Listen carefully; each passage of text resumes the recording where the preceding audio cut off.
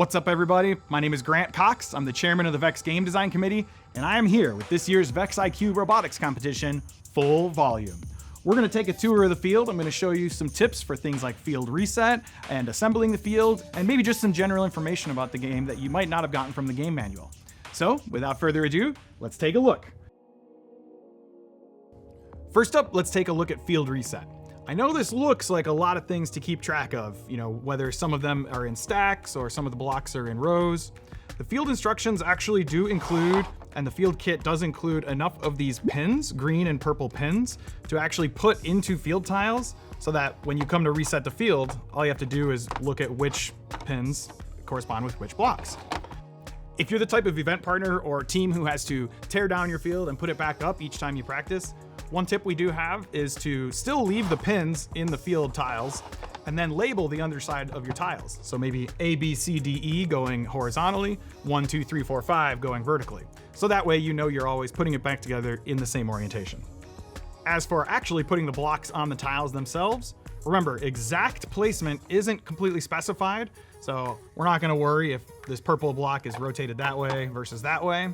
The major tip we will have is for the green blocks, make sure that you can't see any of the black line underneath. So like if you can see this black line underneath, that's way too far off to the side. You'll need to make sure that one is a little bit closer to centered. So that covers the green and purple blocks. How about the red blocks? The red blocks sit on top of these starting pegs. The starting pegs are attached to the field tiles, and the red block actually kind of balances on top of it. If you get it to nestle off to one side like that, that's not correct. It does need to be straight up and down. So because that red block is kind of balanced on the starting peg, it would be possible for a team member to kick the field and cause it to fall off. Of course, that is not allowed. This is robots playing games, not humans. And of course, that starting peg is something that a head referee is going to want to check to make sure it's secured after every match. Because robots are going to be interacting with these and running into them in the middle of the field, you don't want to start a match with one half attached. One other thing about this field that I just think is really cool, these red objects are kind of a weird shape. And the reason for them being this weird is they have a very interesting property.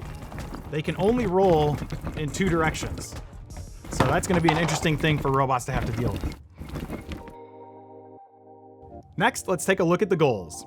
I'm sitting here next to goal number 3, but obviously everything I'm about to say applies to all 3 of the goals. These goals are pretty straightforward. It is very easy or very possible when you're assembling the goals to accidentally reverse some of the internal white corner connectors or get some of these black bracing pieces off by one hole. So if something doesn't feel like it's going together correctly, just make sure you double check with our new animated build instructions and make sure everything's in exactly the right spot. Another note on field assembly is because of manufacturing tolerances, sometimes these thin plastic sheets might have a little bit of bubble to them. That's totally okay. Sometimes the holes are in like slightly off places or whatever. If it is bubbling very excessively, again, you'll notice that something is clearly in the wrong place. As for during matches, there's not too many things to keep in mind other than just making sure that, especially after a high interaction match, the referees and field resetters are checking to make sure that they are still attached to the field properly. For example, did any of you notice that this whole time I've been talking, it's actually about a half of a peg detached. All it takes is just a quick tap on the top after each match and you should be good to go. So let's take a look at how these blocks actually fit into these goals. There's a bunch of different ways that the blocks can fit in or nest or stack. When it comes to field reset, there's no real fancy tricks. Reach in and take the blocks out. And of course, after you do the reset, make sure to check that everything is still attached to the field. Here's another example of what blocks could look like in the goal. Of course, if you've watched the video or read the game manual, you would know that this would be counted as a fill level 2 because the top part of these purple blocks is above that middle line. If any part of any object is extending out the top, which means above these black cross beams, that is considered fill level 3. So even though each goal will have its own fill level that is measured independently by the referees, the height bonus is assigned to the lowest common fill level across all 3 goals. So even though this goal made it to level 3, if the other 2 goals only made it to level 2, that means that your height bonus is only going to be 20 points, or the amount that you get for fill level 2. And now it's time to talk about my favorite part about full volume, the supply zone.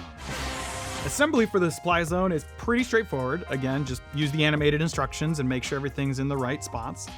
When it comes time to attach these end pieces to the field, it can be somewhat easy to mix up which one is which.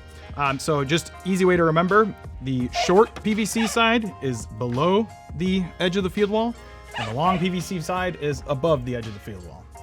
Now for field reset and actually getting the blocks into the supply zone, the recommended way to ensure a fairly random distribution that's a little bit different each match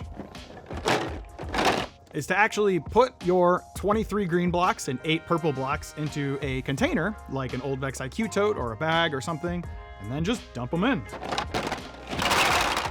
Dump them in. Dump it in.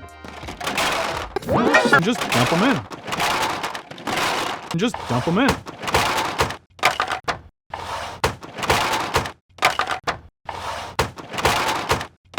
And just dump them in. This is robots playing games, not humans. If a couple blocks land outside the supply zone, you can just bring those back in as well. Now there are a couple criteria regarding how random is random for the supply zone. This is detailed in Rule SG4. First criteria is that all of the blocks must be flat on the field. So for example, you can't have any stacked like this one. So I'll just knock that one over, knock this one over. And you also can't have any that are tilted, quote unquote. We didn't have any in that dump, but like if a purple block was up there like that, or leaning against the wall or something of that nature, you can just adjust it. The last criteria, of course, is all of the objects must be inside of the supply zone. The supply zone is defined as the outer edge of these red PVC pipes. So if you have any that are looking like they're a little bit close, such as our green block over here, the easiest way for a head ref or a field resetter to check is just run something flat along the edge of the PVC pipe, and you should be good to go. Well, that about covers it for full volume. Now just remember, we're releasing these videos right at the beginning of the season. Game Manual is on like version 0.1. There are a series of Game Manual updates that come out throughout the year. So if something comes out that's a little bit different than something I've said here today, remember, the current version of the Game Manual always takes priority. So good luck out there, and I'll see you on the playing field.